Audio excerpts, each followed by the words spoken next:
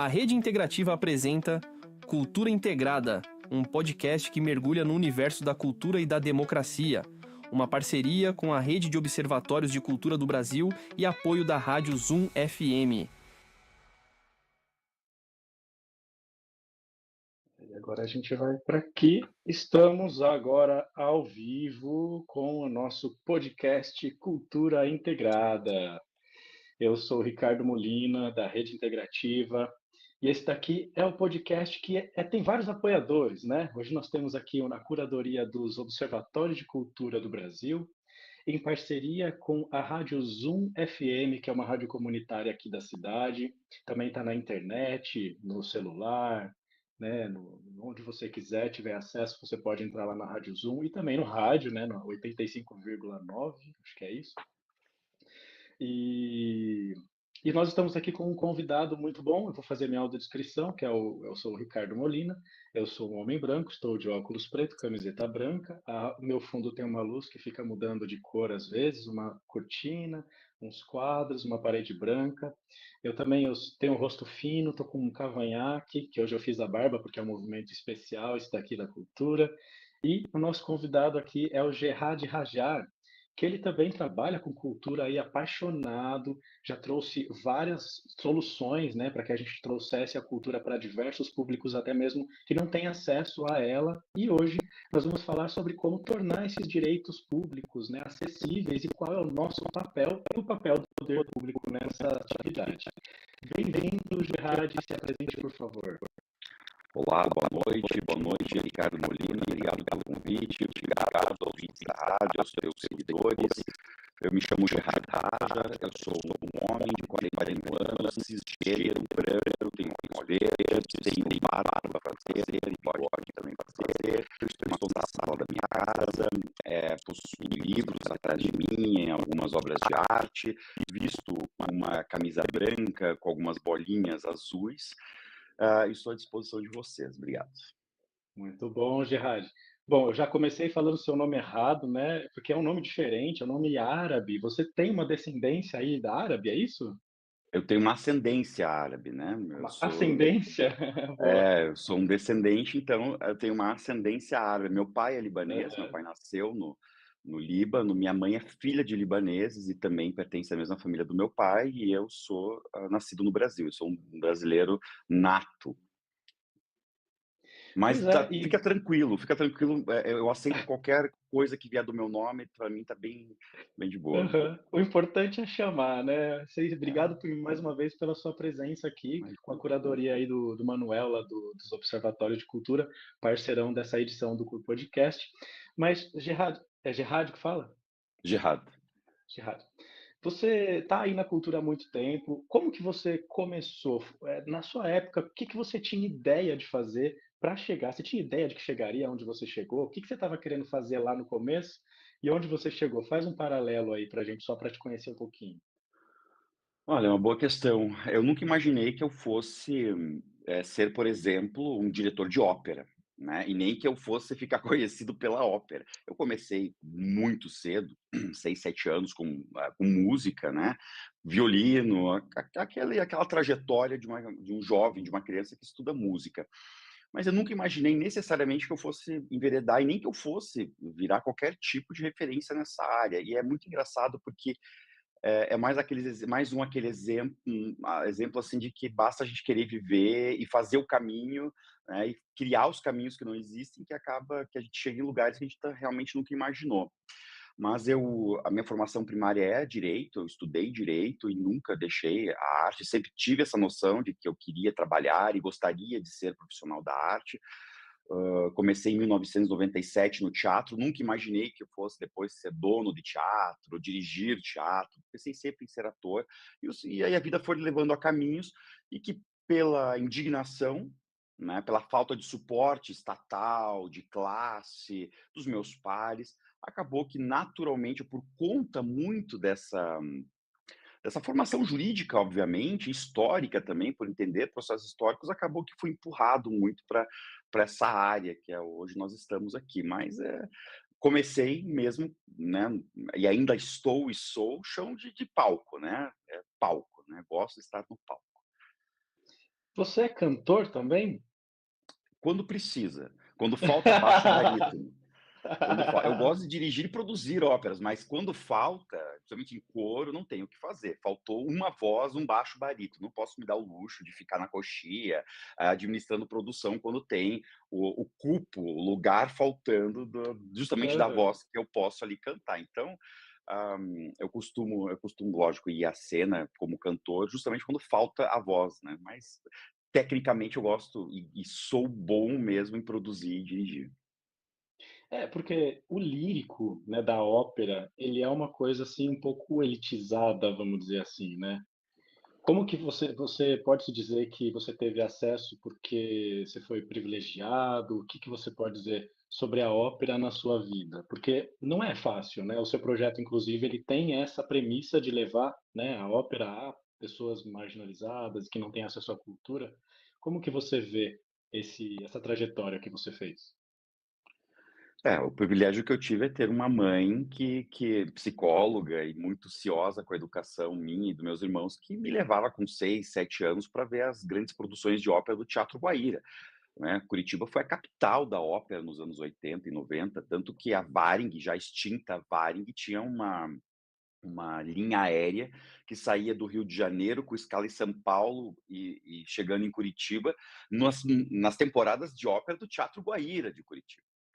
Então isso é muito emblemático, né, porém a ópera, por si só, ela já foi criada e utilizada como instrumento ideológico das formações de estados nacionais, né, então, até o período, romântico e naturalista da literatura, que vem afetar totalmente a ópera, os libretos de ópera, as histórias da ópera eram sempre histórias de heróis nacionais, e se dizia à época, né, os heróis que cuspiam mármore enquanto cantavam, era para fundamentar e sedimentar essas lendas, esses mitos fundadores, desses estados nacionais fundamentalmente europeus, né. Com o século XIX, o naturalismo e todo esse movimento romântico que vem, acaba que a ópera vem a cantar e contar a história do povo, né. Só que ainda assim segrega-se muito, né. E a gente não pode imaginar que a ópera ou o lírico, que nada mais é do que uma técnica de voz com o fulcro de emocionar, né, da mesma forma que o audiovisual tem técnicas para isso, esta arte performática, esse tipo de teatro cantado, que é a ópera, é feita especificamente com essa voz posta para trazer a emoção, para emocionar, né, por isso que ela é tão profunda. Só que ela pode ser popularizada, ela deve ser popularizada, até porque não tem sentido continuar tendo uma linguagem, uma manifestação artística para continuar, tendo um um fulcro não muito ético, digamos, nos dias de hoje, pós-Revolução Francesa, pós-Revolução Industrial 1, 2 e 3, pós-Constituição de 88 no Brasil, né, então, a ópera é possível. E o exemplo principal disso, Ricardo, é que os nossos primeiros compositores, que se preocuparam em compor ópera brasileira com ritmos brasileiros, então aqui eu estou tirando com muito respeito o Carlos Gomes, com muito respeito o Carlos Gomes, que teve um projeto no século XIX, foi grande, foi nosso, mas Chiquinha Gonzaga, o Léo Kessler, que é um compositor suíço radicado no Brasil, todos eles, todos, buscaram ritmos brasileiros como o machixe, o samba no século XIX para fazer óperas e operetas. Então existe ópera brasileira com ritmos nacionais, com ritmos populares, porém o que nós precisamos é dar acesso a quem lhes pertence, que é o povo. Caramba! Como que você conseguiu fazer isso? Você criou um projeto de levar a ópera para alguns lugares, você acha que, como é que foi? Foi fácil essa trajetória? Olha, nada é fácil quando a gente desbrava caminhos que não existem, a gente tem que precisar fazer o caminho, né. O Good Lord Guidi dizia que quando não há caminhos, eu devo fazê-los, né.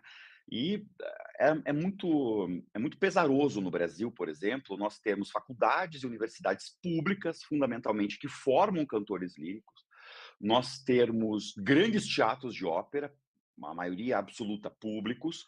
Nós temos um público cativo da ópera, não é difícil encher um teatro de ópera. Eu estou falando porque eu já dirigi mais de 50 óperas. Não é difícil encher, porque existe um público, ainda que certamente elitista, branco, cristão, mas não é difícil você lotar um teatro de ópera. E ainda assim nós não temos a popularidade que o gênero precisa. Então é praticamente um desperdício de dinheiro e de tempo, muitas vezes, continuar nesse antigo modelo. Aqui no Paraná, a mesma coisa. Então, o que eu fiz foi justamente, eu costumo brincar com isso, né? Eu abri a despensa, peguei os produtos e fiz o bolo. Nós tínhamos lá os produtos, cantores formados, muito bons. Nós temos produtos culturais ainda inéditos de ópera brasileira, que estão há mais de um século aguardando serem restaurados e serem inaugurados como obras de arte, serem estreados como peças que são.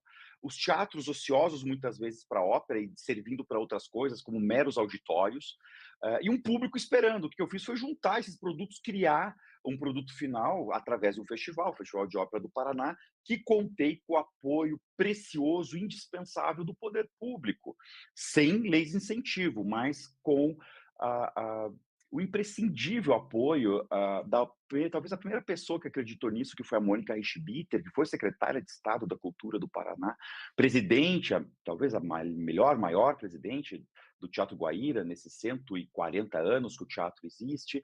Ela, brincando, falou para mim, eu odeio ópera, mas eu vou te ajudar nesse projeto. E me ajudou e me cedeu o Teatro Guaíra, e nós acabamos transformando isso num projeto de acesso gratuito. Então, óperas brasileiras, óperas em português, óperas estrangeiras, com audiodescrição, com tradução né, das legendas, e com entrada franqueada. Né? Não precisava nem, não se precisa nem dos bilhetes para entrar, basta querer passar a porta do teatro, porque o próprio bilhete por si só já tem uma distribuição dirigida e já é segregador. Então, você ter ópera brasileira e fazer com que o povo ocupe o espaço sagrado do teatro, né, que possui todo um capital simbólico, a própria arquitetura do teatro faz esse convencimento desse capital simbólico, e também a via de mão dupla, né, montarmos ópera dentro de linhas altamente movimentadas em horário de pico, montamos La Traviata, na linha Santa Cândida Capão Raso, aqui em Curitiba, e foi incrível, e o público amou. Montamos La Serva Padrona do Pergolesi para moradores de rua na Praça Generoso Marques, às 6 horas da tarde, no meio do caos.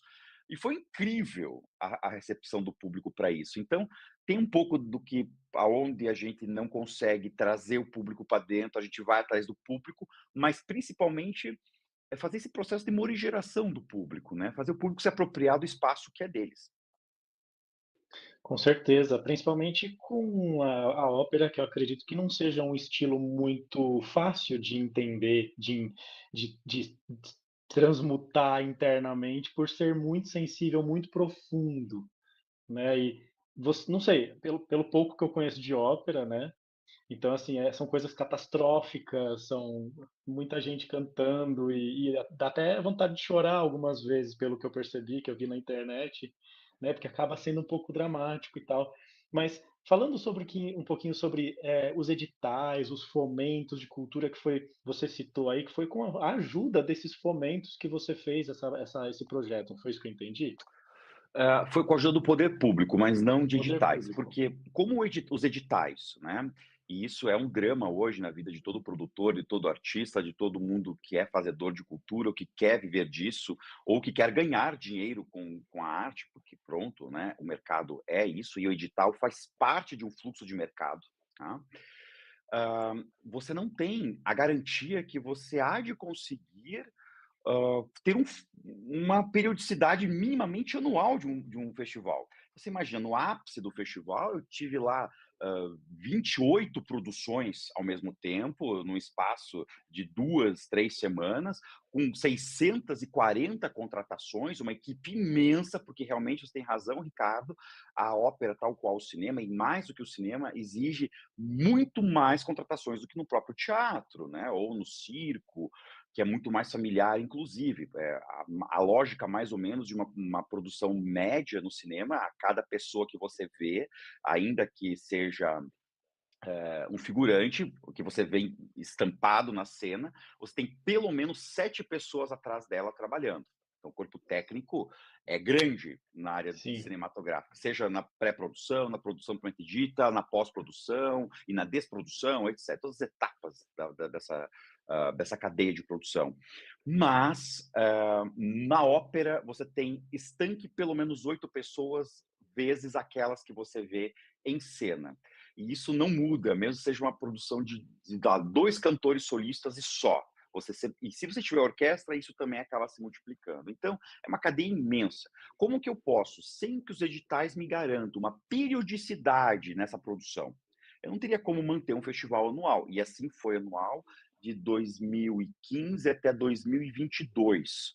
Né? Mantivemos uma periodicidade anual, inclusive durante a pandemia, nós repusemos o edital, o festival de 2020, fazendo 2 em 2021. Então, eu não tinha como me utilizar dos editais para fazer o evento. Vou dar um exemplo clássico aqui do Paraná, porque eu sou daqui, então eu posso falar mal à vontade do meu estado. Nós estamos há 2 anos esperando o resultado do edital de mecenato subsidiado estadual, que a gente chama aqui de Profice. Como é que uma pessoa consegue manter o seu público assistido com essas produções, com esses eventos, se o Estado não honra minimamente a agenda? E isso também no município e nos municípios. Né? Então, ainda que os municípios já estejam, tenham um pouco mais de savoir-faire, um pouco mais de expertise nessa área, tem um pouco mais de celeridade, ainda que pequem muito nisso, eu não conseguia usar e não consigo usar os mecanismos clássicos de fomento. O que eu teria que fazer, e que tive que fazer, foi buscar a ajuda do poder público para a cessão dos teatros de forma franqueada, que me ajudasse com as equipes de produções locais, por exemplo, e tal, município de Cascavel, município de Ponta Grossa, cedendo o coro de Ponta Grossa, cedendo o, o Conservatório Mestre Paulino, tal. Com essas ajudas, com essas sessões que não eram monetárias, não é dinheiro, mas que ajudam de forma incrível, eu conseguia montar o festival, muito tirando do meu dinheiro. Né? Então, sempre, enquanto tenho salário, sempre tirando 30%, 40% por mês do meu subsídio mensal para conseguir colocar nesses projetos para que sejam franqueados. Né? E às vezes, se não sempre, com um déficit muito grande e com dívidas estratosféricas que ficam. Mas isso é um caso fora da curva. Né? Eu não posso querer imprimir este modelo, que é obrigação do Estado fazer ópera, porque a ópera nunca é rentável. A linguagem da ópera, tal qual as manifestações populares, tal qual a música erudita, por exemplo, ela nunca vai ser rentável. O país que mais consome ópera no mundo, Ricardo, que é a Alemanha, e ao mesmo tempo é o país que possui o maior número de casas de ópera, só para tenhamos uma ideia, o número de casas de ópera da Alemanha é igual ao número de municípios brasileiros. Existem cerca de 5.500 instituições com auditório que produzem ópera ou que abarcam ópera ou que apresentam ópera, pronto, na República Federal Alemã. E mesmo assim, seja por um consumo interno ou para turistas ou externo, quando se exporta uma produção, todas as produções de ópera na Alemanha possuem subsídio público.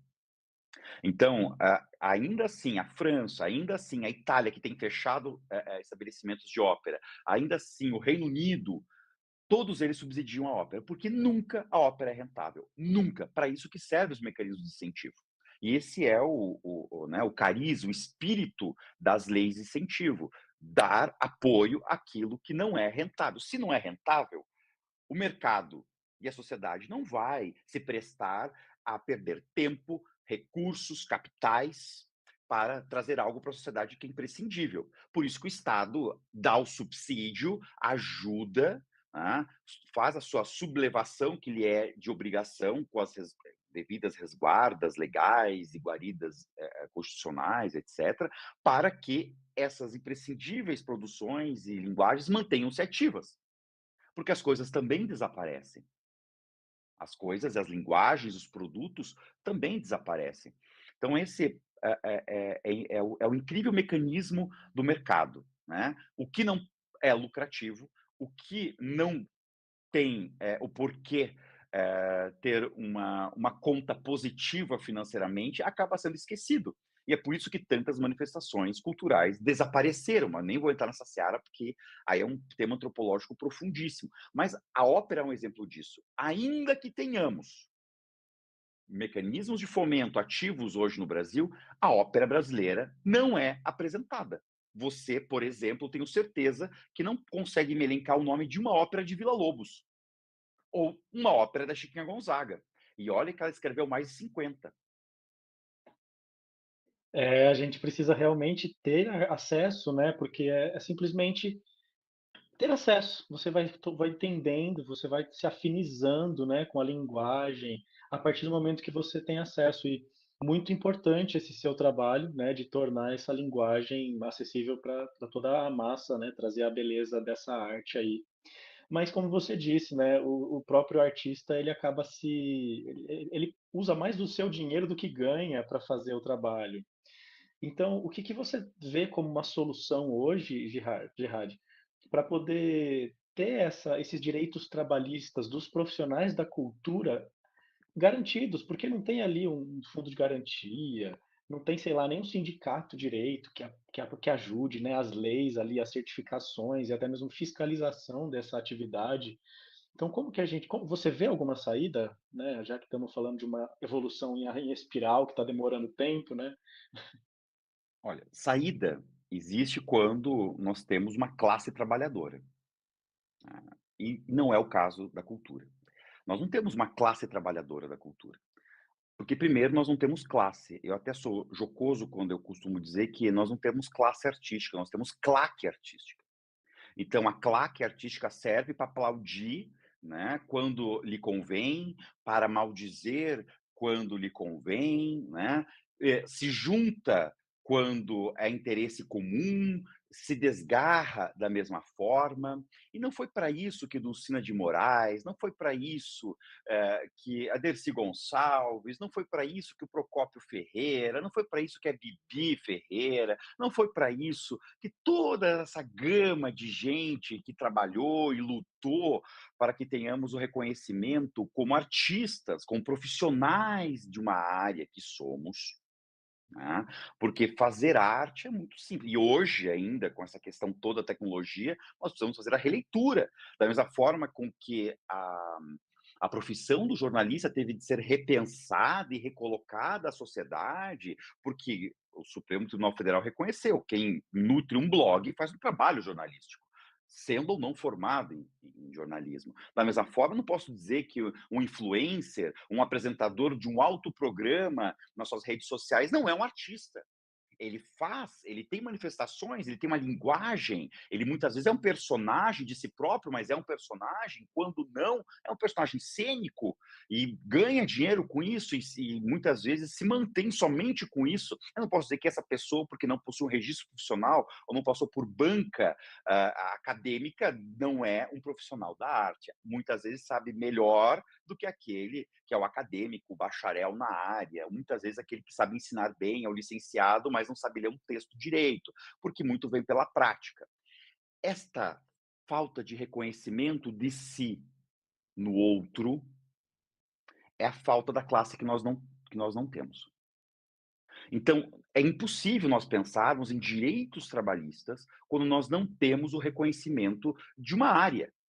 Então, é muito simples, né? Eu posso dizer para ti, os sindicatos existem? Existem. Qual deles pugna de fato sobre os direitos? Não pugnam. O que os sindicatos pugnam hoje? Edital. Edital. Nós somos e nos tornamos escravos de editais. E isso é a domesticação da cultura pelo Estado. E isso é uma área muito perigosa, porque todos os regimes fascistas, todos os regimes totalitários, todos os regimes antidemocráticos tiveram e têm, porque ainda existe no mundo em curso regimes que exprimem essa forma odienta e antidemocrática, todos eles possuem algumas características em comuns. Dentre as primeiras é o controle da cultura. Todos. Salazar fez isso, em Portugal, Franco fez isso na Espanha, Mussolini fez isso na Itália, o Hitler fez isso na Alemanha, nos territórios ocupados, para aquela odienta ideologia nefasta. Todos fizeram isso. Getúlio fez isso no Brasil. A ditadura militar, em certa feita, fez isso no Brasil. Então, a forma de dominação é outra. Antes, matava-se, tacava-se fogo no Teatro Oficina, com Zé Celso, Borg e Italanandi dentro. Perseguia-se o Teatro Arena. Hoje é diferente. Hoje dá-se apenas subsídio, dá apenas uma sublevação financeira para que se produza alguma coisa para quem o Estado quer. Porque dificilmente nós vamos encontrar produções artísticas de relevância que não tenham dinheiro público. Muito difícil. A própria Globo Filmes utiliza a lei do audiovisual para produzir. E o próprio Estado produz com leis de incentivo. Todas as orquestras do Brasil utilizam do mecanismo federal de incentivo à cultura, a famosa Lei Rouanet. Todas. A programação das orquestras sinfônicas do Brasil são subsidiadas com mecenato federal. O próprio Estado não se dá o trabalho de colocar na sua lei orçamentária anual e no plano plurianual as prerrogativas para que ele próprio tenha subsídio financeiro para manter esses organismos ativos, as orquestras, os corpos de baile, os grupos estáveis, etc. Então, o que nós temos hoje é o Estado domesticando a cultura de alguma forma e ainda não tem um perigo tão grande. Porém, basta ter uma pessoa ou um grupo ou uma ideologia mal intencionada e nós veremos mais uma vez aquilo que já foi visto exaustivamente durante séculos na história do mundo. Então, só se produz hoje se se tem acesso a editais de fomento. Ok, para ter acesso a editais de fomento, você deve se enquadrar numa forma que o Estado te obrigue a fazer aquilo. Então, o Estado é que diz qual é o produto final que tem que ser feito, qual é a forma que tem que ser feito isso e o que ele espera dentro do tempo que ele espera que isso seja feito. Nós sabemos que na produção cultural o tempo é outro. O tempo da criatividade é outro. Ninguém chegou para nenhum grande produtor, para nenhum grande dramaturgo e falou: você tem 90 dias para entregar esse produto. É muito complexo as relações mercantilistas que o Estado se enquadrou, das leis, das leis de concorrência pública, não vou falar licitação, porque são N leis que acabam norteando isso, e a capacidade de feitoria do artista. Então, dentro disso, nenhum sindicato, e eu posso falar porque estou dentro disso. Nenhum sindicato tem impugnado para mudar essa métrica. Nenhum sindicato tem impugnado pela saúde. No máximo é falar o TODES. Só que TODES não é abracadabra. Falar TODES não muda a realidade. Falar TODES não vai alterar o status quo de injustiça que existe, que cada vez tem menos contratações, subcontratações de pessoas não capacitadas e sem controle para essa contratação. Porque o Estado acaba concorrendo com o próprio produtor, o Estado repassa um valor integral e simplesmente a pessoa que propôs o projeto contrata quem ela quiser. Não há um controle fático disso. Não há um controle fático disso.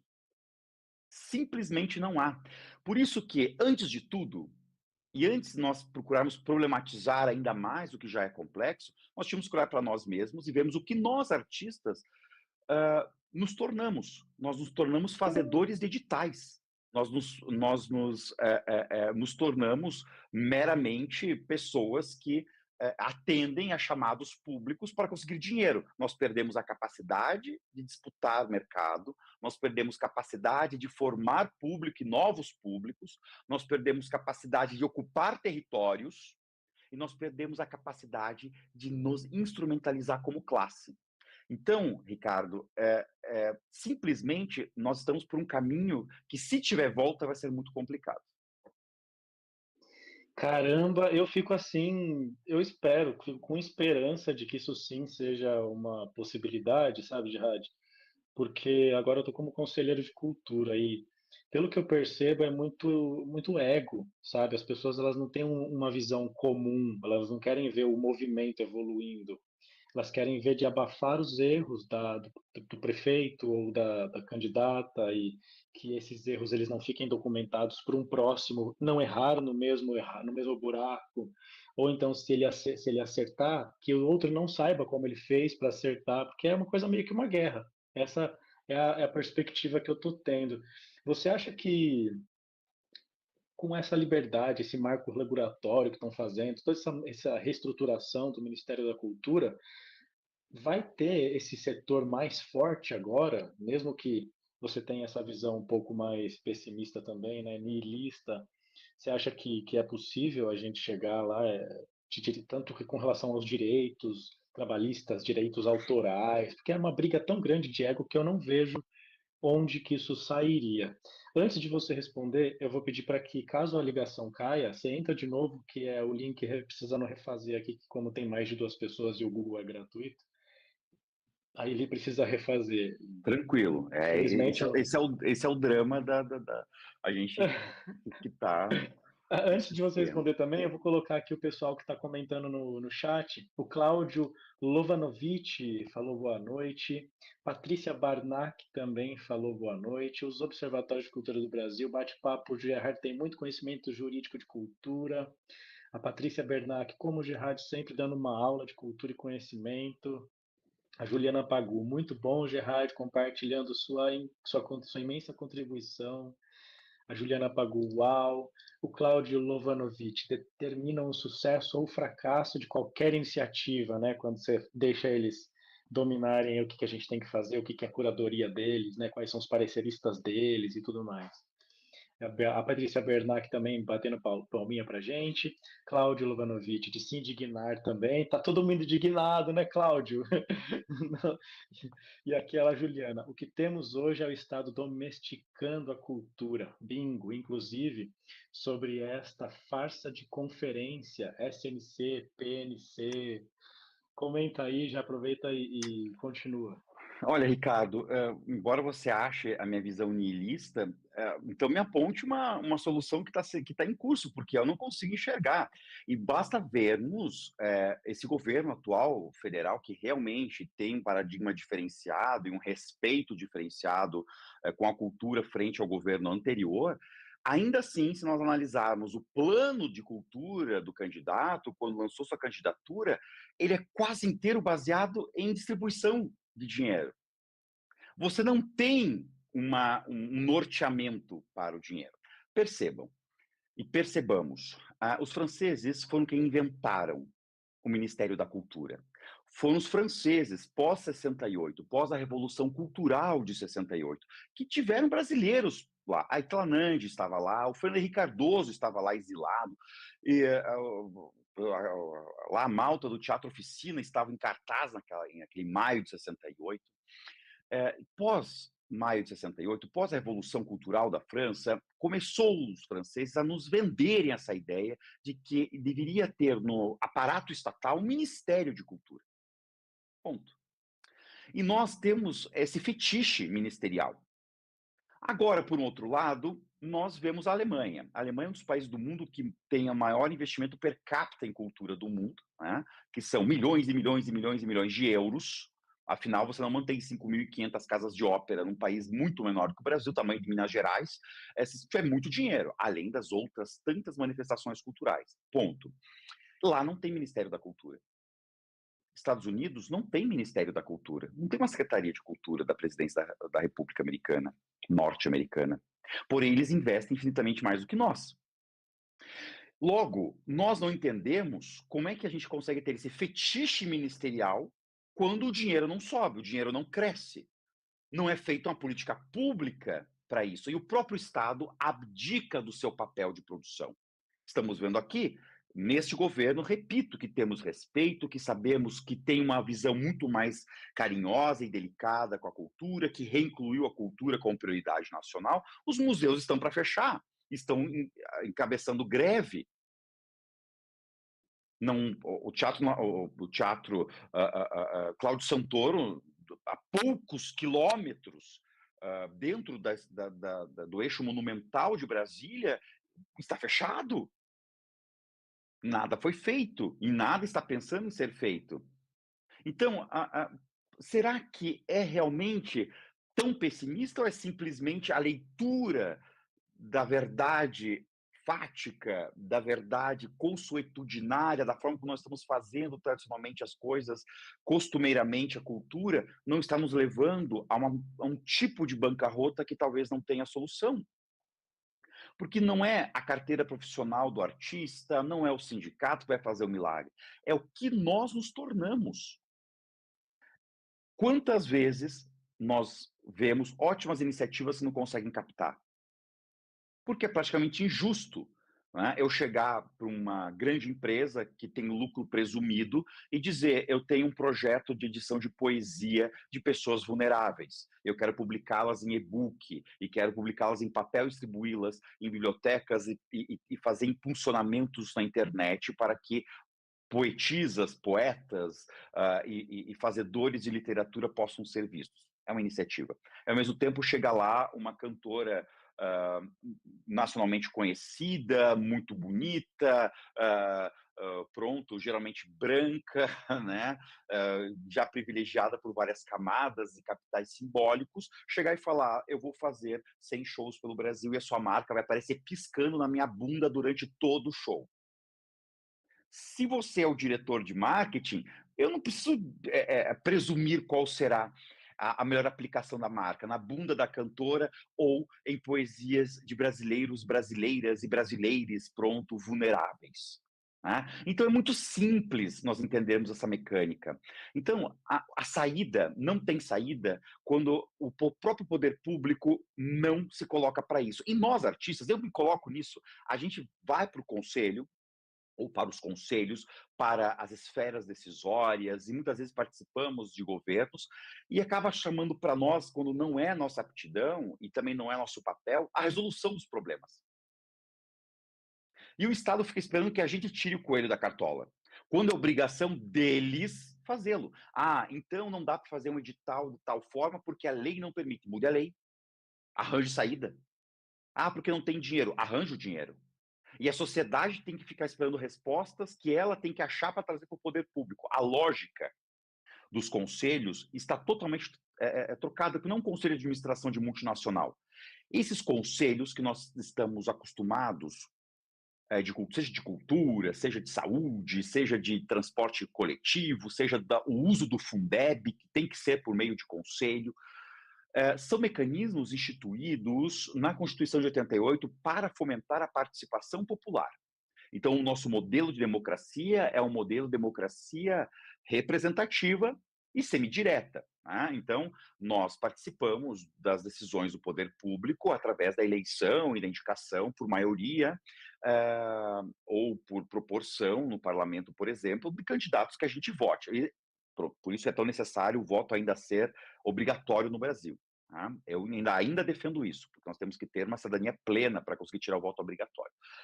Porém, nós votamos e esquecemos como sociedade o que acontece depois. Todo o processo de acompanhamento dessas feituras de políticas públicas simplesmente acabam se volatilizando na nossa preocupação do dia a dia com a nossa subsistência, da nossa comida, do nosso bem-estar, das contas que temos que pagar.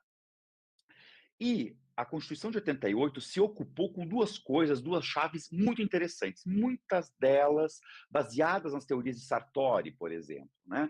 Que é o direito de resistência, que está na Constituição de 88, é constitucional, e na participação direta nas esferas de feitura de políticas públicas. Tem uma frase muito interessante do ministro Gilberto Gil, quando ele foi ministro da Cultura, que é uma frase que sintetiza uma teoria sociológica completa e complexa. Ele diz que o povo sabe o que quer, mas também quer o que não sabe. Então tem que ter a mão dupla, tem que ter os tecnocratas, tem que ter os burocratas, tem que ter a representação dos vulneráveis, tem que ter o homem da rua, como diz Oswald de Andrade, né? Falar como fala o homem da rua, o povo de verdade, o homem da rua, juntos, uma verdadeira ágora de áreas da saúde, da educação, etc., para tirar esses coelhos da cartola juntos. Porém, Acontece que a cultura e a política cultural, muito baseado nesse modelo francês, do ministerial francês, etc. Os franceses foram quem inventaram, Javier Legreff e outros grandes pensadores franceses, inventaram essa máxima de que política pública da cultura é uma política que é feita para os artistas e não para o povo. Porque você nunca vai conseguir atender todo o povo com uma política pública cultural. E para isso servia a política pública de educação com a cultura.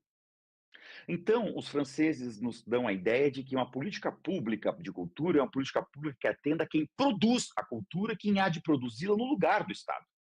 O que acontece é que nisso o cliente final deixa de ser a população como cidadã e ela passa de cidadã a ser um cliente de um produto cultural. Nós perdemos a função morigeradora, a função sociológica que se espera dos produtos e das linguagens culturais como um todo. Percebe a complexidade que é isso? Nós nos tornamos instrumentos do Estado, muitas vezes instrumentos ideológicos do Estado, como a escola se tornou. Então, sem a participação direta da população, seja na escola, na comunidade onde está cada escola, seja na feitura de políticas públicas, você vai ter sempre o Estado predominando e uma elite que eu acho, no Brasil, eu sou contra a entender que nós temos uma elite. Nós temos uma classe dominante tão brega no Brasil, que nem fala língua estrangeira, mal falam português, não sabem usar talheres, não sabem se vestir, é uma gente brega. Né? As classes mais baixas, mais pobres do Brasil são muito mais chiques, têm muito mais educação e refinamento do que as classes dominantes do Brasil. Por isso que eu sou contra falar elite. O Brasil é um país sem elite. O Brasil é um país de classe dominante, muitas vezes burra, mesmo burra. Né? Mesmo machista, misógina, é complexo. Né? Islamofóbica, e eu tenho percebido isso, né? Sou alvo de islamofobia, então eu percebo isso muito claramente. Tá? E essa dita elite consegue, através, como sendo uma classe dominante que é, dominar esses sistemas culturais e a estética. Por isso, trocando em miúdos, os conselhos são soluções que surgiram na Constituição de 88, graças à participação cidadã, graças à intromissão e à militância de professores universitários, gente de esquerda, etc., que trouxeram esse modelo de participação junto com o direito de resistência. Uma delas é a greve. Existem outros direitos de desobediência e de resistência civil que é previsto, ainda não está totalmente regulamentada, mas é previsto no texto constitucional. Fazer a resistência, né, a atos, inclusive, abusivos do Estado é um direito. Porém, como é que eu vou abdicar como cidadão do meu tempo, uma pessoa seletista, uma pessoa que tem patrão, uma pessoa que tem 8 horas dia de expediente, pode abdicar de si o luxo de poder deixar de levar falta ou de ter a presença, deixar de ter presença no dia e perigar ser demitida por justa causa porque ele vai fazer um dever cívico de participar de um conselho? Ele vai conseguir movimentar pessoas para fazer e trazer a lume o seu direito de resistência. Muitas vezes essas pessoas não são obrigatoriamente qualificadas para isso. Então, é muito complexo nós colocarmos também somente sobre os conselhos toda a responsabilidade das soluções. Esse segundo bloco é para falar justamente sobre isso, que tem a ver com esses marcos regulatórios, essas leis, essas premissas, né, esses adendos de leis aí que o pessoal sempre solta.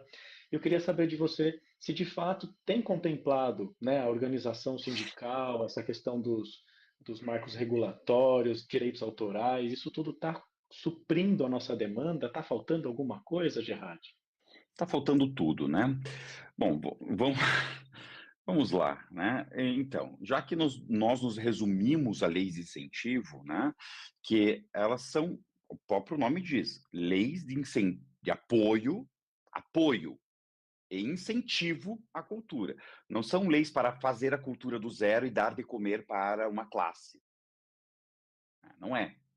E o que é que está virando? O grande problema hoje é que as leis se tornaram as únicas formas de fazer cultura no Brasil. E ainda assim não atinge esse objetivo. Então é incrível nós dizermos que hoje nós produzimos produtos que circulam menos do que nos anos 90, sem as leis de apoio. O que tinha que nós não temos agora? Talvez uma classe, talvez pessoas que sejam artistas porque esses são seus tinos, não porque é fácil ou é mais fácil ou eu consigo ter uma produção de custo zero. Porque se eu for abrir um negócio, né? Se eu for abrir uma loja, eu preciso ter capital de giro, eu preciso comprar estoque, eu preciso ter a margem de lucro, eu preciso contratar, eu preciso fazer uma série de questões que a administração me obriga.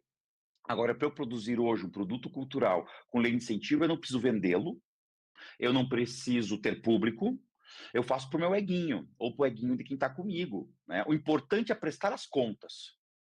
É ter o relatório de contas para que eu mantenha as minhas certidões em dia, para que eu possa sorver mais do apoio do Estado. E se eu não tiver isso, eu entro em desespero, porque eu não vou pagar as minhas contas. Então, é uma lógica que não cabe e nunca coube. Porque eu tenho produções, e aqui eu não quero fazer juízo de valor sobre a qualidade das produções, mas se fossem boas, estariam aparecendo aos montes, e pouca coisa tem aparecido. Então, são produções de qualidade muitas vezes questionável, muitas vezes questionável. Nós temos simplesmente uma subcontratação, paga-se pouco, não se obedece nenhum tipo de piso, não se obedece nenhum tipo de qualidade na contratação, contrata-se amigos, ou por troca de favores, você me contrata no teu projeto, eu te chamo no meu projeto, e assim vai. Sem nenhum tipo de guarida.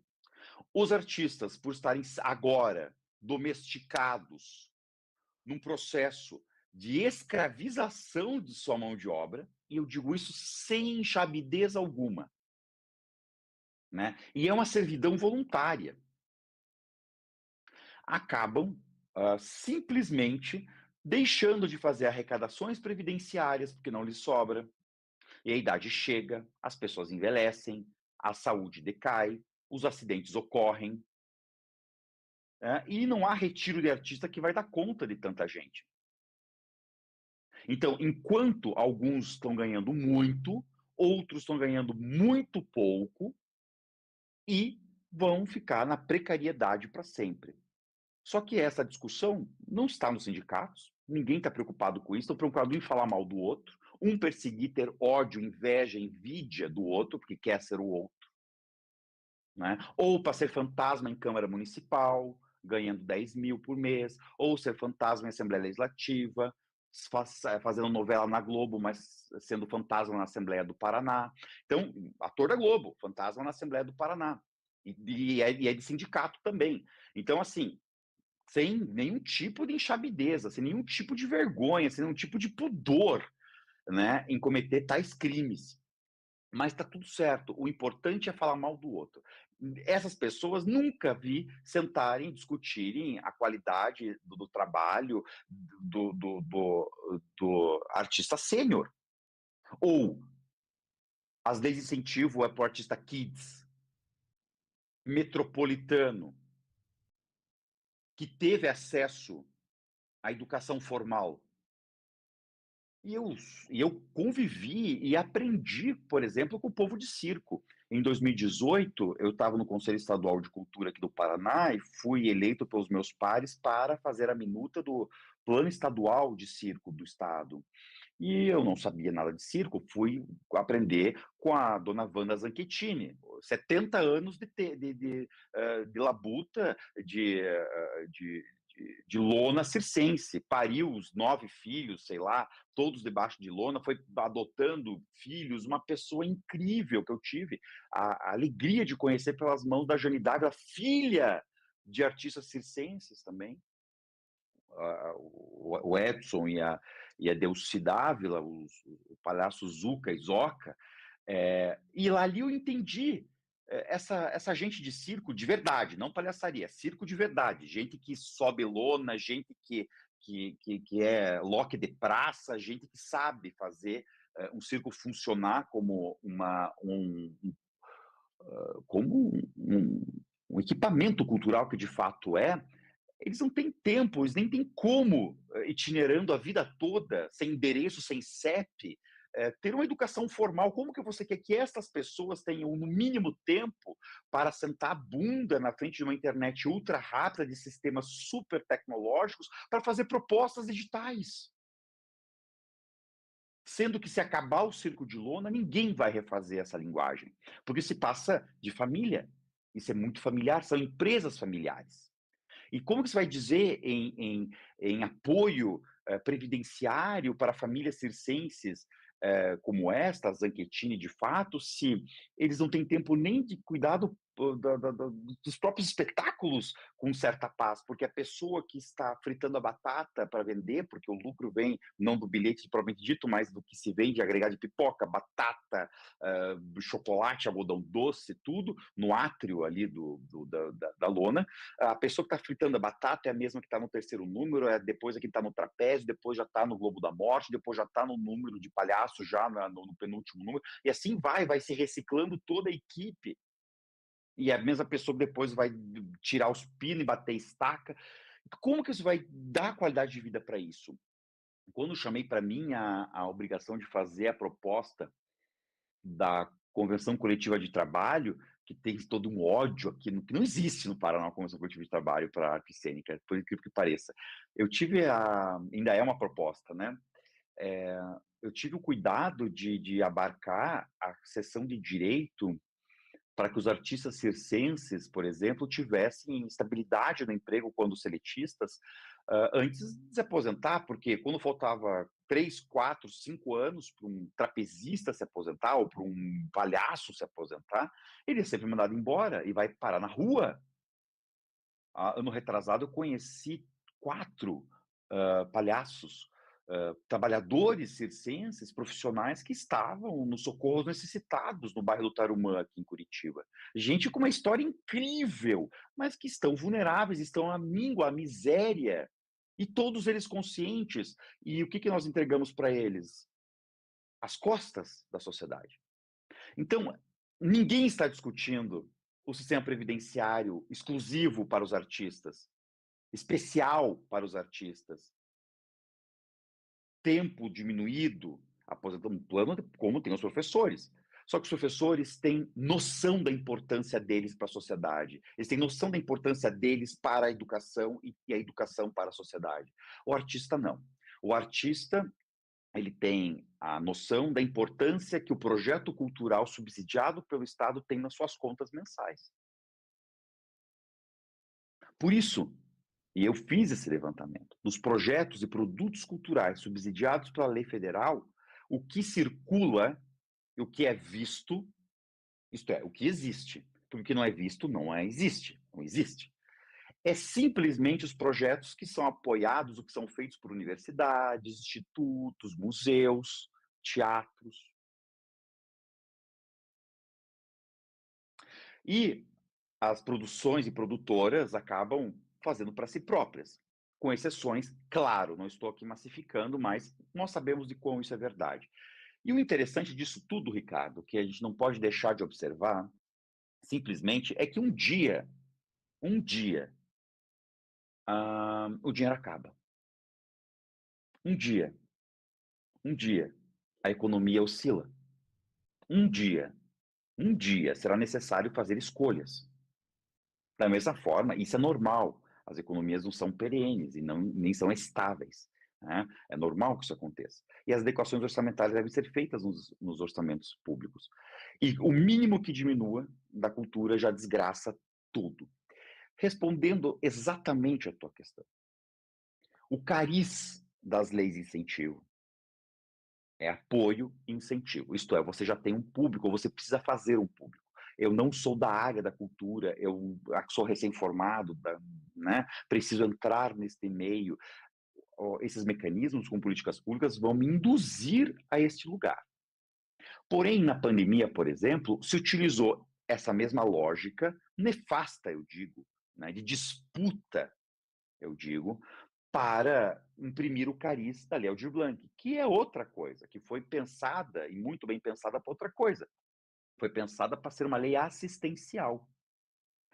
E depois da pandemia, se é que ainda não estamos ainda colhendo os sabores da pandemia, Ricardo, e os demais que nos ouvem, ah, nós simplesmente transformamos o objetivo, né, o mens legem da lei, que de incentivo, das leis de incentivos, que era apoio e incentivo, para leis de subsídio assistencial, de leis assistencialistas. Então, se eu não for contemplado, eu vou morrer de fome. Se eu não for contemplado, não existe o dinheiro para fazer. Eu não consigo ter outra forma de financiamento se não for pelo edital. E o próprio Estado consegue modular isso. Se o Estado, por exemplo, priorizasse, estou aqui dando saídas fáticas para o problema. Se o Estado, por exemplo, priorizasse com induções de nota para pessoas que estão há 2 ou 3 anos sem ser contempladas por edital. Se o Estado priorizasse pessoas que querem circular produtos já feitos e já estruturados, do que simplesmente criar para prestar conta e pegar mais dinheiro num ciclo sem fim, num moto perpétuo, eu vou fazer com que a classe artística ou os fazedores que necessitam especificamente do subsídio, que são praticamente todos, procurem fazer produtos e que circulem. Por isso que a gente produz muitos títulos que não aparecem. Do teatro, por exemplo. Tem companhias maravilhosas no Brasil que, se você perder a temporada que é subsidiada pelo poder público, você nunca mais vai ver aquela peça. E não adianta entregar peça gravada, porque a excelência interativa, como diz os britânicos, não funciona no teatro com a gravação. Então, eu tenho que sair correndo para ver a temporada, porque nunca vai circular aquilo. Então, simplesmente, a gente não consegue fazer política pública, não conseguimos fazer um plano de fato de cultura. Porque simplesmente tem que dar dinheiro para não deixar que as pessoas deixem de ser artistas.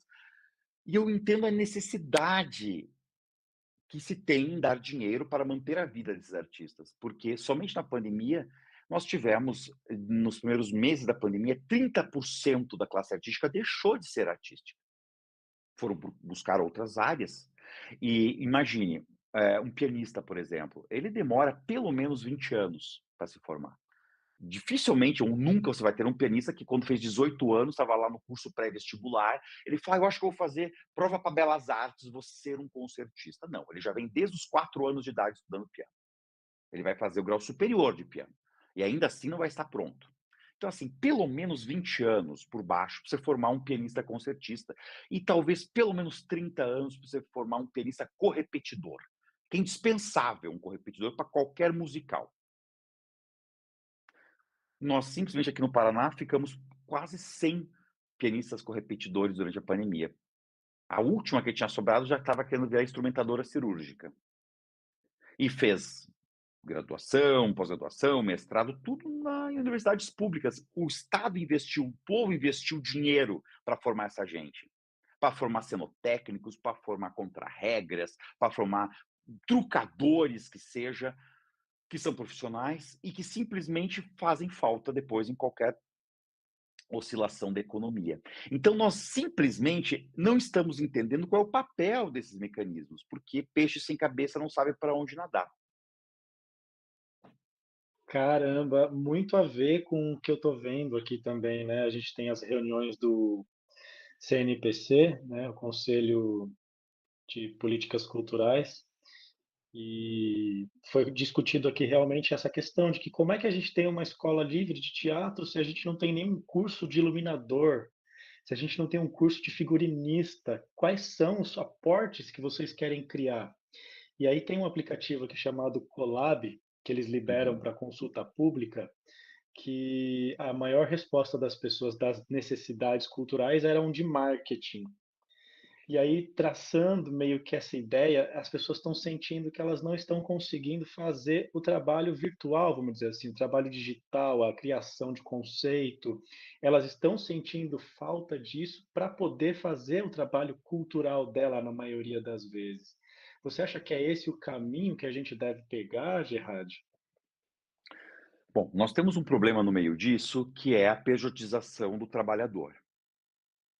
né? Então, mas a minha produção demora 3 meses, como é que eu vou contratar seletista? Como não? Faz contrato por prazo determinado, faz arrecadação previdenciária daqueles 90 dias trabalhados, garante-se o direito e arrecada-se 3 meses para aposentadoria, se dá guarida pelo INSS caso haja alguma coisa com aquela pessoa. Simplesmente se abandonamos isso para pejotizar todo mundo. Todes pejotizades, inclusive. Né? Só que essa pejotização, simplesmente, que é por MEI, faz com que tenha uma arrecadação mínima sobre a aposentadoria, né? Mínima, faz com que eu precise ter um senso frenético de busca por contratinhos, frenético. Faz com que a qualidade da produção seja mínima, né? E simplesmente se burle totalmente a ética do mercado e das relações de trabalho. Totalmente. Então, eu não vou buscar um figurinista profissional, eu não vou buscar, muitas vezes, um contra-regra, né? Eu não vou, muitas vezes, buscar um secretário de frente para o meu espetáculo que vai circular. Eu vou pegar um produtor, eu vou contratar esse produtor, e o produtor que se lasque. Ele que subcontrate. Secretário de frente. As pessoas nem sabem o que significa isso. Um secretário teatral. As pessoas nem sabem o que significa isso. Né? Eu vou contratar um produtor, o produtor vai subcontratar. Eu vou mandar fazer tudo, eu vou terceirizar tudo. Então, é muito complexo porque você criou estruturas de produção informais, sem um mínimo de saúde mental. Se eu tivesse a lógica, entre aspas, do mercado, estaria um pouco diferente.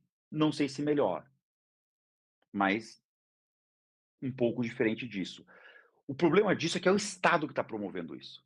Porque o dinheiro é público, os editais são públicos. E o Estado não exige que eu tenha a contratação por tempo determinado, CLT, de cada uma das pessoas que estão trabalhando na minha produção. Então é muito complexo, aí entra no problema que você está trazendo. Eu sou obrigado a criar um produto, a circular o produto, a divulgar o produto, a fazer o marketing do produto. Eu tenho que ser um expert. E quem são os proponentes?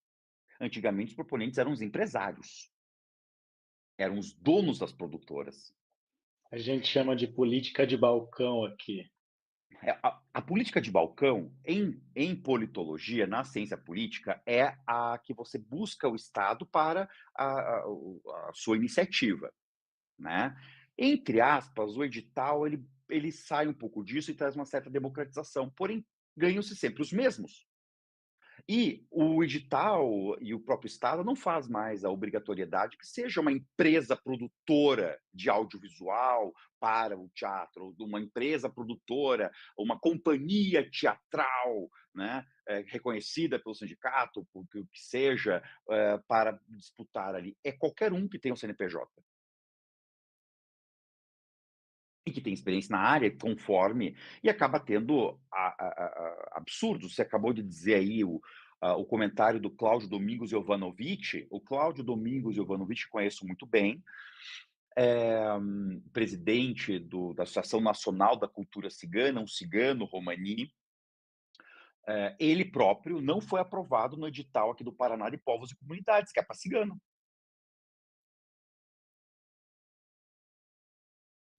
Né? Aí você vai ver quem são os pareceristas. Uma atriz da Globo, outra pessoa que não tem currículo na área. Como é que funciona isso? Então, qualquer um que tem um CNPJ consegue se adaptar e nós sabemos, é a verdade material, é o que está no projeto.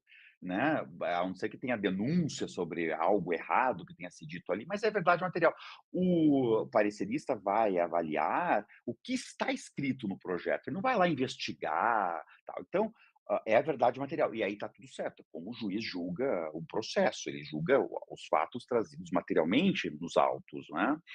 Então, é muito estranho essa métrica que nós temos hoje, que não existe em outra área.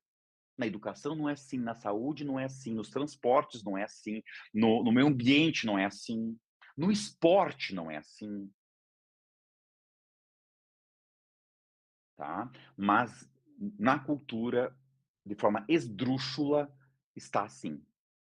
E nós cada vez estamos entrando numa espiral realmente, né, eh pronto, ascendente, né, para o pior, né. Nós estamos decolando para o inferno, porque você não tem, tudo que é colocado: "Ah, mas R$ 1 que nós colocamos no projeto de incentivo volta 6 em impostos". Claro, o imposto é recolhido muitas vezes na fonte, ou se você não recolher imposto, você não tem certidão e você não capta mais nada. Isto é, essa lógica é tão ignorante que você está favorecendo o Estado. O Estado nem deveria cobrar os impostos sobre o produto cultural, começa por aí. Porque a maioria dos produtos informáticos possuem, por exemplo, na maioria dos grandes municípios do Brasil, ISS de 2%. E o teatro 5%. Aqui em Curitiba foi uma luta para a gente conseguir baixar o ISS das artes cênicas e ainda assim não zerou. Então, a lógica, aí volta 6 de cada R$ 1, é lógica a favor do Estado. Eu quero saber o que gera em cadeia para a população. Então, a resposta disso, Ricardo, é: você não consegue criar primeiro classe, depois um senso de unidade e se ver no outro, e aí vem um conhecimento hindu. Os hindus dizem ahimsa paramo dharma, né? A maior lei é a não violência. E você não consegue ver uma área de profissionais, entre aspas, profissionais tão agressivos quanto na arte. Ou eu estou mentindo? Você já viu uma classe tão desunida, com tanto ódio? Olha, eu costumo falar que são pessoas muito sensíveis e que por isso elas são muito intensas e assim o ódio fica mais fácil, assim como também deveria ser, pessoas mais acolhedoras, pessoas mais receptivas, não já que um lado também é o outro. Pois. Mas não são. Então, assim, não é, e assim, não é de agora, é desde sempre, né? A gente pode elencar quantos ódios públicos teve, né? Bette Davis e John Crawford, pronto, sempre artistas se odiando, sempre essa coisa igual, a vontade de destruir o outro, né? Então, esse conhecimento hindu, quando a gente aplica no dia a dia, por exemplo, e a gente entende que pronto, a maior lei deve ser a não violência, a gente acaba por perceber, sabe, Ricardo, que esse não se ver no outro é o que gera violência. Os irmãos Kratz, inclusive, dizem isso, né? Um deles foi até primeiro-ministro da Itália. Quando você não se reconhece no outro, você tem um comportamento violento. E o artista não se vê no outro. Né? Então, nós ainda não temos um senso de classe. Ainda não temos um senso de classe. A gente tem que orar muito para o nosso Senhor Jesus Cristo, para o Maomé, para todas as formas de manifestação divina, que a gente consiga ter isso e que a gente deixe de ser tão dependente do Estado. Repito, a cultura nunca vai ter e nunca poderá deixar de depender do subsídio público, porém ele não pode ser controlada pelo poder público. A gente precisa ter qualificação do artista, a gente precisa ter a valorização das cadeias de produção, e aqui nós estamos falando em mercado. Agora, existe uma outra cultura, existe uma outra questão aqui, altamente invisibilizada, que são os fazedores de cultura, os fazedores de arte utilitária, por exemplo. O índio que faz brinco de pena para vender na beira da estrada, ele não faz arte? Ele não faz cultura? Muito pelo contrário, e o índio que faz brinco de pena para vender na beira da estrada faz mais cultura que eu que faço ópera. Existem camadas de antropologia, camadas de saberes, numa simples colher de pau que os guaranis vendem em São João do Triunfo, aqui no Paraná, na beira da estrada, do que nos incríveis, profundos e dificílimos conceitos da ópera. Porém, ele não depende de edital para fazer colher de pau para vender. Agora, quando dá uma crise humanitária, tipo no Rio Grande do Sul, agora, isso é em curso, ou quando tem um problema econômico, ou quando tem uma pandemia de efeito global, ele é o primeiro a ter que se requalificar ou fazer outra coisa para poder subsistir, e muitas vezes não voltará a fazer uma colher de pau que tem uma técnica que muitas vezes sequer foi estudada. E eu vou dar um exemplo aqui de volta da família Zanchettini, já que eu falei dos Zanchettini agora há pouco. Durante a pandemia, o que eles foram fazer? Foram colher feijão, estacionaram o circo, precarizou ainda mais a questão, e não só eles, como tantas outras famílias circenses, muitas deixaram de ser circenses, venderam os figurinos, venderam a lona do circo e foram colher feijão, foram colher milho. Ora, só falar que o Dilamar Zanchettini é uma família circense que simplesmente é reconhecida pela família real monegasca, de Mônaco. Eles tiveram alguma ajuda do Estado? O Estado fez algum tipo de iniciativa para a circense comprar lona? A lona custa no mínimo R$ 1,5 milhão. Banco nenhum te empresta R$ 1,5 milhão para você comprar lona de circo. Você tem que ter capital para isso. Porque o difícil não é ser rico, é ser meio rico. E quando você é meio rico, você tem crédito na praça para você emprestar dinheiro.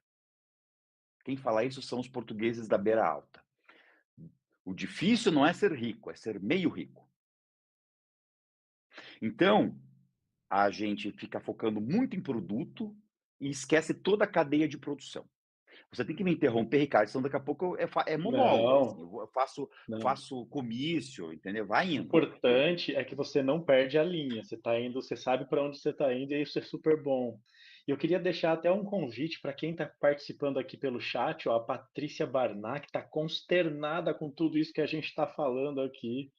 Ela está com a carinha aqui de assustada, porque deve estar profundo, mas fiquem à vontade para fazer a manifestação, pergunta aqui nesse chat, que eu coloco aqui na tela e falo também para o Gerard, se ele puder responder, vai ser também uma honra para a gente.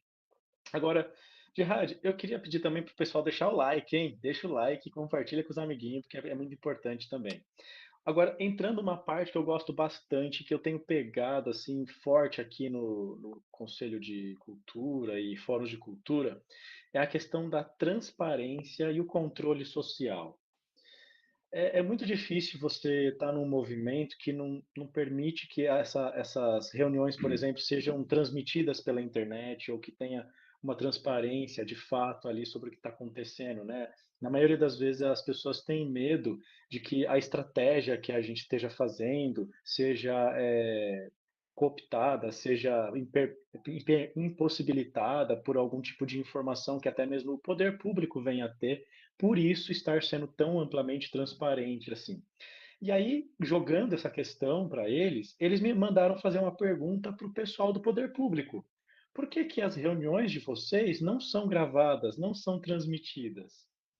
E aí eu queria lançar essa pergunta para você também, né? Seria interessante que nós tivéssemos uma transparência de fato acontecendo, sabendo dessa polarização, sabendo das guerras políticas, essa briga de ego toda, de desejos né, para poder fazer as coisas. O que que a gente pode fazer para trazer essa solução, para trazer um pouquinho de luz para essa questão?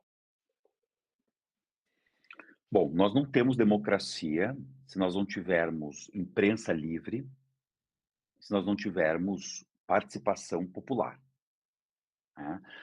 Então, o controle social, né, isto é, a sociedade controlando, fiscalizando o poder público, é uma premissa indubitável da democracia. Então, democracia não é uma palavra solta.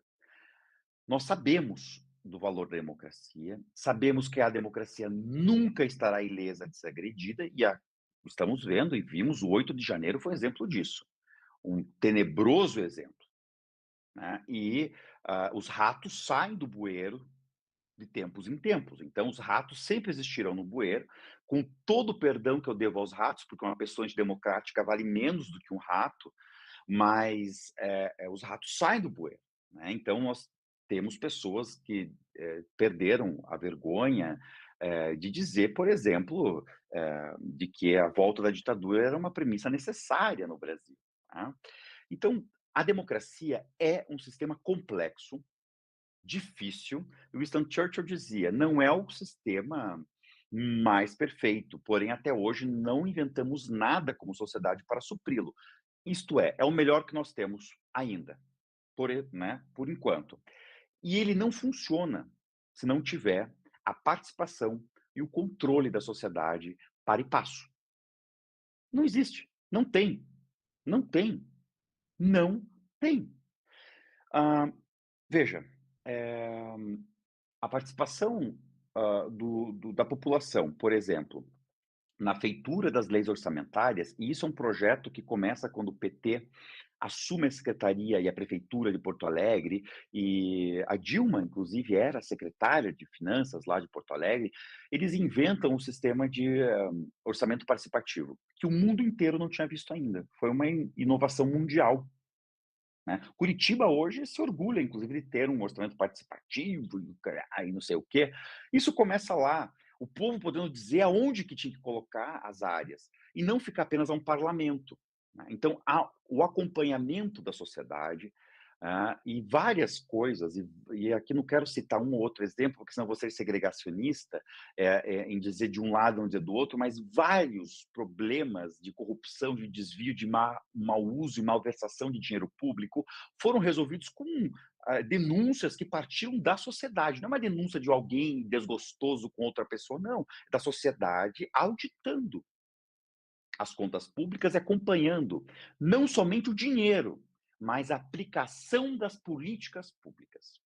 Quando a gente fala em controle social, em prestação de contas, não é só a aplicação, o uso do dinheiro arrecadado pelo poder público, ou alongamanos do Estado na aplicação desse dinheiro por outros entes, mas a eficácia e efetividade das políticas públicas que são subsidiadas com esse dinheiro. Então não adianta eu ter todo o dinheiro, sei lá, estou dando aqui um exemplo hipotético, tá? Da Lei Rouanet do ano 2022, sei lá, foi prestado contra tudo zeradinho. Ok, isso é uma parte. A outra parte é eficaz essa política pública? Ela atende à sua finalidade precípua? A aplicação desse recurso tem atingido o público-alvo? Ela precisa ser reformada e repensada. Política pública, ela é algo que combate tudo aquilo que é estanque. A sociedade não é estanque, a língua não é estanque, nós não somos estanques. Todos os dias, nossas células se refazem. É óbvio que nós acordamos todos os dias diferentes do dia anterior, isso é óbvio. Por que é que as políticas públicas que têm o foco para o ser humano, em sua maioria, porque tem também as de meio ambiente, elas não servem para deixarem de ser estanques. Elas precisam ser revistas. Então, todo esse controle, toda essa questão de acompanhamento da sociedade. E aqui eu tenho um exemplo que eu cito nas minhas palestras. Teve um estado do país, vamos deixar assim, solto, um estado do país, que tinha um presidente de companhia de habitação, tá, que foi fazer habitação para quilombolas e para indígenas. E fez casa para dar de pau. Os indígenas foram, ficaram 2, 3 dias e voltaram para o antigo aldeamento que estava com um alto grau de periculosidade naquela região. Recusaram, refutaram as casas. Corta. Os, quilombo... os quilombolas, os quilombolas foram conhecer as suas casas, suas unidades de habitações, todas iguaizinhas, né? Tem uma coisa meio União Soviética nas Coabs do Brasil, né? Tem que ser tudo igual, né? É horroroso, isso é anti-identitário, isso é horrível. O pessoal chama de pombal aqui. É pombal, é joguinho de dominó, é isso, entendeu? Pequena União Soviética, é isso. Sem criatividade nenhuma. Eles foram e nem entraram nas casas. O que faltou ali? Ouvir o povo. Ouvir o povo. Porque o burocrata, encastelado no seu conhecimento acadêmico, suprassumo, muitas vezes não entende que o indígena, prioritariamente o indígena do Brasil, ele não habita o local aonde adentra um cadáver. Então, como é que ele vai ter a cozinha acoplada à casa? Se uma galinha que entre morta ali, ou que seja morta ali, já inutiliza todo o prédio para habitação. É simplesmente ouvir o indígena, é simplesmente ter um antropólogo, é simplesmente não jogar o dinheiro público fora. Isso é participação. Ah, não tem conselho na companhia de habitação? Não tem participação ou é um conselho chapa branca? Ou é um conselho onde o Estado faz o que quer? Ou é um conselho que não é deliberativo? Não é democrático. Este exemplo desse Estado é o exemplo que a democracia falhou. Não é só o dinheiro público que foi perdido. Não é só o material humano que foi perdido, que horas de trabalho é material humano. Não é só pessoas que se mantiveram, indígenas, povos originários, se mantiveram em situação de vulnerabilidade, em situação de precariedade habitacional. É uma afronta à própria democracia. No caso dos quilombolas, era simplesmente a forma como estava ordenada a planta das casas na vila, que se copia o modelo português de testadas muitas vezes, e que para povos de terreiro, por exemplo, existem questões que devem ser observadas. Agora, a supremacia do pensamento branco faz a repetição do projeto sem se ouvir, sem buscar, e se joga dinheiro público fora. Isso é antidemocrático. Isso é um problema, inclusive racial. Nós temos um pensamento ocidental, branco, que a gente prioriza uma forma de fazer como a forma melhor, muitas vezes. Isso é supremacia. Isso é um pensamento supremacista. Isso é muito perigoso. E isso é cultura. Todo conflito bélico, por exemplo, é um conflito cultural. Por isso que a forma como você dispõe casas, você constrói casas para indígenas no interior, ou no litoral, ou nas grandes cidades brasileiras, é uma forma cultural. A participação nesses conselhos só deve ser pronto, efetiva, se tiver controle social. Se não somente, e veja, Ricardo, eu não estou aqui fazendo uma crítica à tua fala, mas exibir e publicar as resoluções e as discussões dos conselhos, não é uma questão de que deveriam ser, elas devem ser feitas, porque deve se atender ao princípio da publicidade. Isso é uma obrigação, a não ser que se seja discutidas questões de caráter sensível, que alguém que tem acesso a isso de forma extemporânea possa ter algum ganho, né, uma informação privilegiada. Então, às vezes, não se publicar imediatamente, né, até que aquela política pública seja posta em prática ou que aquela licitação seja concluída, etc., eu vejo que isso pode se afastar ali, essa questão da publicidade e o dever da publicidade por conta de questões sensíveis, mas publicá-las e executá-las é uma obrigação mínima do Estado. Se o Estado não faz, é porque o Estado está fazendo algo conscientemente errado. E eu tenho um exemplo maravilhoso para dizer para você e para vocês que nos ouvem. Em 2020, nós, dos 72 milhões de reais que veio para a Lei Aldir Blanc aqui do Paraná, o Estado usou infimamente os recursos e ia devolver 55 milhões para o governo Bolsonaro. Isso com artistas passando fome aqui. Tá? E nesse ínterim, nós conseguimos trazer a lume, eu trouxe a lume, né, como conselheiro, o problema dos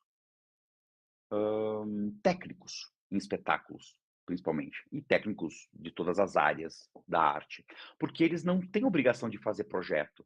Ai, prêmio revelação de vida, sei lá como eles chamavam, trajetória, prêmio trajetória. Bom, como é que eu vou fazer com um trucador cinematográfico, um cameraman, um menino que segura o cabo da câmera, vai dizer o prêmio pela sua trajetória. Ele não é um ator conceituado, ele não é um produtor de renome, ele não é um palhaço famoso. Por isso, nós tínhamos que colocar uma política pública específica dos técnicos em espetáculos, principalmente dentro da Lei Aldir Blanc. Isso lá em 2020. Bom, até aí tranquilo. Nós conseguimos aprovar com muito esforço no conselho, com muita discussão, 5 milhões de reais, míseros, dos 72, tá? Míseros 5 milhões para fazer um programa específico de contratação deles para que eles tivessem dinheiro. A ata não foi publicada durante meses. O vídeo, que vale como ata, inclusive, não ficou publicado durante mais de um ano. E o Estado não cumpriu uma resolução do Conselho Estadual de Cultura do Paraná, que fez a reserva de 5 milhões, que aprovou um programa, que aprovou os ditames desse programa. Simplesmente isso. Então, dar a publicidade é uma obrigação constitucional pelo princípio da transparência. Agora, a eficiência e a boa-fé, se não também legalidade do poder público, em obedecer à representação popular, que é vinculativa, porque tem uma deliberação que é feita nos conselhos. Conselho que não é deliberativo não serve para bulhufas. Ah, mas o Estado não pode ficar vinculado. Eu entendo a discussão, porém, a maioria dos conselhos é paritativo, metade dos conselheiros são do Estado. Se o Estado e o Estado manda eles votarem, porque a maioria é tudo cargo em comissão, se não votar, é cabresto, vai para a rua.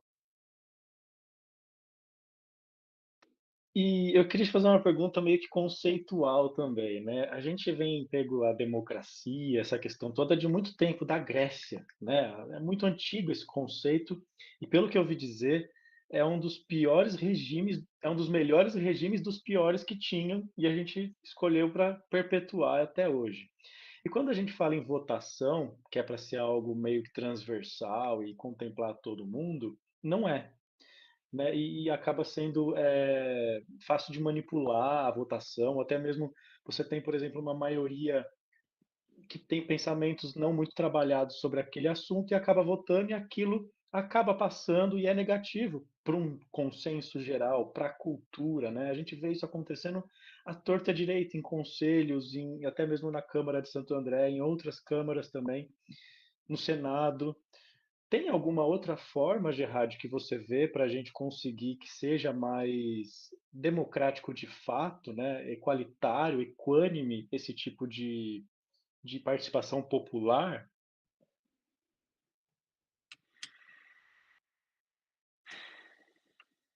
Olha, o Hobsbawm, ele diz que existe dois tipos de cultura, né? Existe a cultura instituída e a cultura emergente. Tá? É a teoria do Hobsbawm. O que é cultura instituída? É a cultura que vem da rua. É a cultura de verdade. É o povo. A cultura emergente é esse produto que se espera cultural. Você não consegue, por exemplo, pegar a maioria das leis de incentivo e fazer o que você quiser. Ah, eu peguei o dinheiro, fui subsidiado para fazer um estudo, mas não tem uma publicação final. Tudo visa um produto final. É sempre mercantil, é sempre palpável, é sempre material. Ainda que eu trabalhe conceitos de patrimônio imaterial, eu tenho que codificá-los e salvaguardá-los por escrito. Né? Essa divisão entre a cultura emergente, né, e a cultura instituída é muito importante, assim, rapidamente dizendo, porque a política cultural vai sempre, sempre buscar a cultura instituída, porque ela é palpável, ela é material, ela é vista. E é muito difícil eu transformar isso numa linguagem de necessidade para o povo. É mais fácil eu fazer com que o povo, a massa, né, a sociedade como um todo, entenda o valor da nutrição para as crianças do que o valor de uma poesia. Só que eu vou lhe dizer, tanto a poesia como a nutrição têm iguais valores sociais. Como que eu vou convencer a sociedade da urgente necessidade da cultura para que ela pugne, lute e traga isso à baila e participe democraticamente, como você falou. Muito embora a democracia na Grécia, por exemplo, os aristotélicos diziam que a democracia é a forma mais degenerada de política, porque eles não acreditavam numa participação da massa na ágora. Né? Haviam várias formas de se pensar formas de governo à época que para os gregos, depois para os romanos e capá fossem mais interessantes. Mas hoje, repito, não é a melhor forma, tem problemas, mas não inventamos nada melhor para substituí-la que seja mais representativa. Pronto. Como fazer com que as pessoas entendam a necessidade? E aqui eu tenho um exemplo incrível, né? Aqui de Curitiba. Eu sou um curitibano nato. Eu gosto de exemplificar as coisas com Curitiba. Durante a pandemia de gripe espanhola em 1918 e depois a subsequente pandemia de tifo que teve em Curitiba, tá? Por conta exatamente durante a gripe espanhola, quebrou um cano de águas servidas de esgoto e contaminou ali perto do antigo Largo da Ponte, hoje Praça Zacarias, no centro de Curitiba, contaminou a água a água potável, inclusive vinham dos mananciais da Serra, projeto dos irmãos Rebouças, de Antônio e André Rebouças, engenheiros negros, importantíssimos para a história do Brasil, abolicionistas, gente da melhor qualidade, espécie intelectual que a gente possa ter no Brasil. E a cidade estava saindo da pandemia de gripe espanhola e se contaminou de tifo. Um terço da cidade sucumbiu. E a cidade teve que ficar, o mundo teve que ficar resguardado em casa, também com máscaras, aquela coisa por conta da gripe espanhola. E Curitiba pior, porque engatou na pandemia e na epidemia de tifo. Nessa época, o nosso hospital psiquiátrico, o Hospital Nossa Senhora da Luz, que era administrado pelo André de Barros, pelo doutor André de Barros, que ficava lá no longínquo Prado da cidade, hoje é um bairro colado no centro, né? Tinha uma entrada por ano de 2 a 3 pessoas com doenças mentais. Durante 1918, 19, 20, 21, 22, 1900, né? Teve uma entrada de quase 100 por ano. O que aconteceu? Não tinha rádio, elas foram privadas da sociabilidade social, né? E foram privadas dos produtos culturais. Por que é que na pandemia de Covid-19 em 2020, 2021, até os princípios de 2022, nós não tivemos isso? Porque os produtos culturais salvaram a sanidade mental da humanidade. Livros, streaming, música, vídeos, filmes, ou não é isso? A tecnologia, logicamente, ajudou, como nós estamos aqui, né? Você em Santo André, eu aqui em Curitiba, etc., as pessoas nos ouvindo em várias partes desse planeta, que sabe outros, né? Porque a gente não sabe até onde vai parar as coisas, mas o que salvou foram os produtos culturais. A cultura salvou a sanidade mental das pessoas. Como transformar isso numa linguagem palpável para que as pessoas, a sociedade, a massa entenda o valor da cultura? Então, é muito difícil a gente pugnar a necessidade do inútil, né? O valor do invalorável, você não pode se quantificar o quanto é o valor disso, quando as urgências do dia a dia nos tolham, compreende? Então, tudo isso que você falou, eu resumo nesse outro problema. Eu mastigo, né, e digiro da seguinte forma: como que eu vou convencer quem não é artista da necessidade da arte? Essa discussão é realmente bem profunda, ideológica até, e alguns acabam falando até que é de questão de polarização também, né? De esquerda, direita, falam que a direita diz que cultura é coisa de marica, né? Quem precisa de cultura? E aí a gente acaba também ficando marginalizado, né? Vendo que artistas normalmente teriam essa ação cultural, deveria ser valorizado, né? Mas às vezes as pessoas não dão valor porque não sabem a dimensão, né? Da importância da cultura. Bom, se cultura é coisa de marica, por que é que o item cultura e entretenimento nos Estados Unidos é o segundo item ou às vezes terceiro item do PIB americano? Em 1996 foi o primeiro item do PIB americano. Cultura na economia americana, que é a maior e mais agressiva economia do mundo, é o império, é a sede do império, não é? Cultura como produto, entretenimento ali, porque na cultura americana o entretenimento e a cultura andam juntos, e a gente faz uma crítica antropológica disso, mas é uma outra questão, está um pouco abaixo da indústria bélica. Em 96, repito, ultrapassou a indústria bélica. Então, mas e a China, que também é uma economia emergente, está ali chegando? Ora, pois, nós não vamos aqui falar de cultura como produto de linguagens, né, artísticas, mas vamos falar agora, vamos elastecer um pouco esse entendimento, a cultura num sentido antropológico. A China só vende cultura. Quando tu compra as brusinhas, como dizem, né, que agora vão ser taxadas de $50, né, quando tu compra as brusinhas da China, a gente está comprando cultura. Moda é cultura. É expressão, é linguagem. Quando eu compro artefatos de caneta tinteira, porque trazer da China é simplesmente um quarto do valor do que comprar aqui no Brasil, eu estou comprando cultura. Então, a China vende cultura manufaturada, industrial, não importa, vende cultura. Então, direta ou indiretamente, os itens dos PIBs das maiores economias do mundo estão diretamente ligados à cultura. Tem que ser muito burro.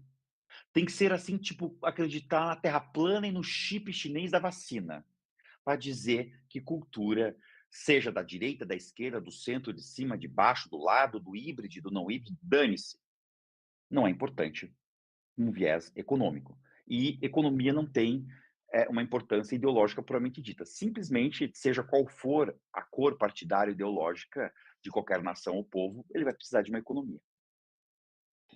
Olha, eu também podia ficar aqui, como a Patrícia disse, que ela podia ficar a noite toda aqui falando com a gente, porque ela vai ficar aqui enquanto você estiver.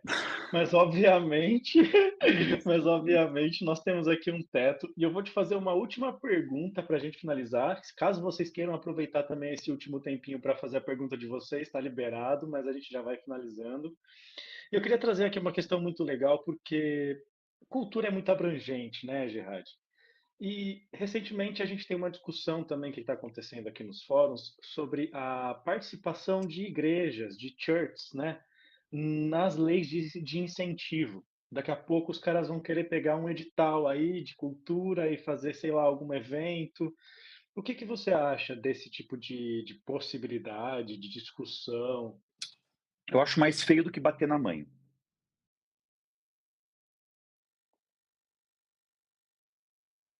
É isso, isso é uma expressão aqui do litoral do Paraná, tá? Mais feio que bater na mãe é uma expressão aqui do litoral do Paraná. É assim, é simplesmente surreal. É uma outra matrix. Você imaginar que igrejas fundamentalmente neopentecostais, que possuem uma linguagem altamente racista e racializada das coisas, né? Que possuem benesses, como todas as religiões, não é? De isenção de impostos e de ajudas, inclusive, né, da sociedade, do Estado, que possuem a total liberdade de fazer o que eles querem, né, porque você pode, né, eu estou tentando não ser radical na minha observação, mas é impossível não dizer de que há muitas, não digo todas, óbvio, óbvio, mas existem manifestações religiosas que se beneficiam da, de quão cândido é o povo brasileiro, de quão inocente é a fé do brasileiro e profunda é a fé do brasileiro, e acabam, pronto, alfinando totalmente lucro sobre isso de uma forma absurda. E é ridículo a gente pensar que a gente vai pensar em formas equânimes de política pública, focando em religião, quando nós temos povos de terreiro, né, porque além de uma manifestação de fé e religiosa, é cultural e de resistência, que foi oprimida pelo mesmo cristianismo. Ou o islamismo, que eu pugno que é uma questão de patrimônio do Brasil, óbvio, porque grande parte dos negros que vieram escravizados de África para cá eram muçulmanos e tiveram que ser obrigados a abdicar dessa fé. Então, ser muçulmano no Brasil é resistência, sim, principalmente os muçulmanos de pele preta, e as muçulmanas, principalmente de pele preta, porque usam véu e são altamente e automaticamente racializadas antes de serem alvo de racismo. E eu queria igualar isso, e essas poucas manifestações que eu disse aqui, a igrejas neopentecostais, como se fossem elas também parte do patrimônio brasileiro, imaterial inclusive, né? Chega a ser mesquinho dizer isso. Agora tem que ser muito corajoso para dizer isso, né? E o governo não pode querer ganhar voto dessa gente, né? Porque querer fazer meio termo, querer afagar, querer ser eleito vereador. Por isso que eu digo sempre o seguinte: nunca acredite em agentes sociais que são candidatos, porque eles vão visar o voto. E visar o voto é ter de passar borracha, fechar os olhos e virar a cara para coisas como esta. Por isso que a democracia não se faz somente pelo voto e não somente elegendo pessoas. Isso é uma parte, sim, importante na representação dos poderes, inclusive. Dos dois principais poderes, inclusive. Mas democracia se faz com participação social, com controle social, sendo agente público, sendo agente de representação de sua comunidade, participando dos conselhos, procurando o Ministério Público, denunciando, fazendo denúncias, notícias de fato, acompanhando, pugnando e exigindo. E também, e se não principalmente, levantando os problemas, como nós estamos fazendo aqui. Com Né? certeza. Aqui é realmente espaço para isso. A Jane Dávila que também está aqui adorando ouvir, você que é um paranista que orgulha ela sempre. Jane é Então, filha da Delcy e do Edson Dávila, que eu disse agora há pouco. uau, sim, É a Jane. A Jane, que é uma das últimas coordenadoras de circo, coordenadoras de linguagem dentro do poder público do Brasil, porque cada vez os poderes públicos estão diminuindo e tirando a representação das linguagens, ainda mais no circo. A Jane é uma das últimas coordenadoras de linguagem do município de Curitiba. E que luta ela pelo circo de verdade, pelo circo de linguagem de circo, de lona, de família circense, de números circenses. Isso faz parte da cultura imaterial do Brasil. E não somente daquela palhaçaria que qualquer ator pode colocar o nariz de palhaço e dizer que é palhaço. Agora, não é circo. pode crer, ela está falando aqui que somente pela educação de qualidade é que a gente pode conseguir fortalecer, né, a cultura e os movimentos, a participação social. E eu concordo super com ela. Eu acredito que isso é aí, não tem dúvidas, não tem como a gente dizer algo diferente disso, porque a cultura já vem até da palavra, né, de cultivar as bases, Cultivar. a terra, o que a gente precisa das nossas raízes, trazer as nossas bases para ficar como se fosse um apoio para qualquer coisa que venha aparecer, falta de transparência, uma coação, uma coerção, né? Ela sempre fala que, ela está falando aqui que lutamos, meu amigo, e você é parte disso. Que bom, olha, eu fico até arrepiado com essa participação de vocês aqui, está sendo muito interessante. E se próxima vez, Jane, você quiser participar aqui também desse bate-papo, vou ficar super feliz para falar um pouquinho da sua experiência, viu? Vamos fazer essa Convida a ponte, Jane. Gerard. Uhum, tô Convida a convidado Jane, já. é importantíssimo. Porque, veja, a gente luta, e luta muitas vezes contra a própria classe. Tem gente que nem toma banho e vem encher o saco quando a gente está lutando pelos vulneráveis. É, com certeza, porque é muito pensamento egoísta. Acredito que as pessoas também estão um pouco amarguradas, tristes, né? E às vezes reagem com a mesma energia que elas receberam. Então a gente tem que também trazer essa transmutação dos sentimentos, a questão da educação emocional, que não se ensina na escola, que faz parte do encontro aí de artes, de filosofia, de A inteligência autoconhecimento. emocional. Inteligência emocional, exatamente. A Jane já aceitou, depois você faz essa ponte aí, hein? Com certeza, eu tenho certeza que vai ser um programa muito legal. Ela tem muito a dizer, até porque, pronto, ela nasceu numa família de artistas, né? E ela vai contar para você que a mãe dela era namoradinha do Érico Veríssimo e que deu um olé no Érico Veríssimo para fugir com o palhaço que estava passando do circo na cidade, lá no Rio Grande do Sul, que é o pai dela, o pai e a mãe dela. Cada uma aí que esse é muito mais romântico. Nós somos românticos, né? O pessoal da O arte, ele é muito brasileiro, romântico. o brasileiro, né? Brasileiro, com certeza.